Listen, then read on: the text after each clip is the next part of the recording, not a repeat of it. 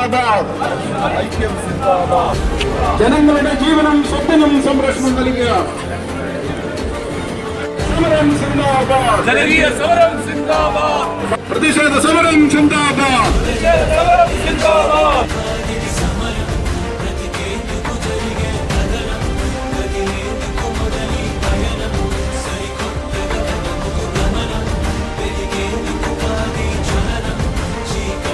ഇന്നത്തെ വയനാട് ആവരുത് നാളെ നമ്മുടെ മരഞ്ചാട്ടി.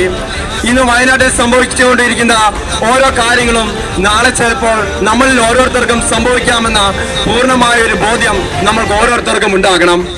എനിക്ക് ഉറപ്പിച്ചു പറയാൻ സാധിക്കും, ഇന്നത്തെ യുവത്വം, ഇന്നത്തെ യുവജനത ഇവയ്ക്കെതിരെ പ്രതിഷേധിക്കുവാൻ കെൽപ്പുള്ളവയാണ്.